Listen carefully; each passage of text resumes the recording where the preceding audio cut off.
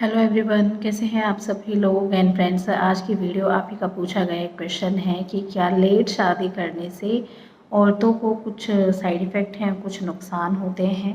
तो लेट शादी करने का क्या फ़र्क पड़ता है उनकी मैरिड लाइफ पर, उसके बारे में हम डिस्कस करेंगे। तो देखिए, पहले तो मैं आज के टाइम में जो बच्चों की सोच चल रही है उसका बताऊँ। आजकल हर कोई इंडिपेंडेंट होता जा रहा है।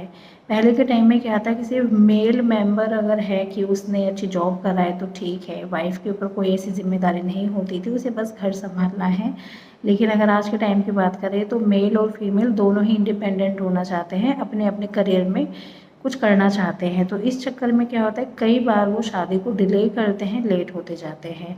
तो क्या अब ऐसे में देखो, कहीं ना कहीं वो उनका पार्ट, वो उनका एस्पेक्ट भी सही है कि आज का टाइम ऐसा हो गया है कि जब मेल और फीमेल दोनों की अच्छी जॉब होगी तो ही वो इस लायक होते हैं कि भाई हम अपने बच्चे को एक अच्छी एजुकेशन दिला पाएँ। क्योंकि सब पेरेंट्स के अपने यही सपने होते हैं कि अच्छी एजुकेशन दिलाएं, तो उसके लिए वो अपने आप को पहले इंडिपेंडेंट पूरे स्टेबल करते हैं। तो उस सोच को करते करते कहीं ऐसा ना हो जाए कि उनको बच्चा होने में ही प्रॉब्लम हो, तो फिर ये दिक्कत भी उनको आती है ना। तो ऐसे में क्या 30 की उम्र के बाद शादी करना सही है या गलत है, या क्या साइड इफ़ेक्ट हैं, तो उसके बारे में मैं थोड़ा सा बताऊंगी आपको। लेकिन हाँ, साथ साथ ये चीज़ भी है कि आजकल मेडिकल साइंस इतनी एडवांस हो चुकी है कि अगर आपको कोई दिक्कत आ भी रही है तो उसको आसानी से मैनेज किया जा सकता है। और हमेशा की तरह कहूँगी, हर एक का शरीर अलग होता है। अगर किसी को 30 की उम्र के बाद बच्चा पैदा करने में दिक्कत आ रही है तो ज़रूरी नहीं है हर एक को होगा, ऐसा नहीं होता। कुछ फीमेल्स ऐसी होती है जिनको शादी अगर 20 की उम्र में भी की जाए, 25 की में भी की जाए, उनको तो भी दिक्कत होती है। तो सबका शरीर एक जैसा नहीं है। लेकिन हाँ, जो एक कॉमन सी चीज़ है, जो एक एक पैरामीटर है कि जो होता ही है, उसको दिमाग में रखते हुए आप अपनी लाइफ को कंटिन्यू कर सकते हैं। मतलब आप खुद अपने लाइफ का फैसला लेंगे कि आपको करना क्या है, ठीक है। तो देखिए, लेट शादी करने से क्या साइड इफ़ेक्ट हो सकते हैं। तो सबसे पहला तो देखिए, इसमें ना फीमेल पे असर ज़्यादा पड़ता है। अगर देखो, शादी के बाद क्या होता है, सबका ध्यान बच्चे की तरफ होता है कि एक बच्चा ज़रूर पैदा किया जाए, ठीक है। तो इसमें ये है कि मेल अगर हेल्दी है, मेल को अगर कोई प्रॉब्लम नहीं है, तो उसके लिए कोई एज बार ऐसा नहीं है कि भाई उसको 20 की उम्र में शादी कर लेनी चाहिए, 30 की में करनी चाहिए। ऐसे उसके लिए मेल मोस्टली सही रहता है। मतलब उसके लिए कोई एज ऐसी नहीं बनी है कि उसको अगर इस उम्र में शादी करेगा तो ज़्यादा अच्छे हेल्दी बच्चे पैदा करेगा। मेल के लिए वो एज बार नहीं है, ये एज बार फीमेल के लिए है।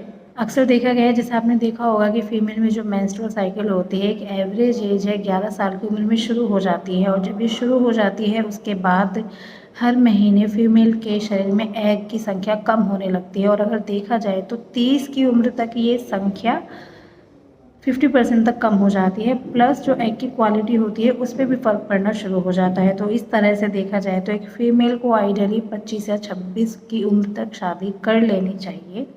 लेकिन जैसा कि मैंने कहा कि हर एक का शरीर अलग होता है, इसका मतलब ये नहीं है कि आप अगर 30 में शादी करें तो आपको बच्चा नहीं होगा, ऐसा नहीं है। बट एक एवरेज एक जो स्टेटमेंट है, एक जो हेल्दी लाइफस्टाइल जो मोस्टली सब फीमेल्स पे एप्लीकेबल है कि 25 से 26 की उम्र तक शादी कर लेते हैं, तो फिर बच्चा थोड़ा इजीली होता है, ठीक है। और क्या करते हैं कि अगर 30 की उम्र के बाद अगर आप शादी करते हैं तो कुछ जेनेटिक डिजीज़ होती हैं, हेरिडिटरी जैसे होता है कि किसी की फैमिली में डायबिटीज़ है तो फीमेल को डायबिटीज़ होने के चांस होते हैं, थायराइड होने के चांस होते हैं, बीपी की प्रॉब्लम होने के चांस होते हैं।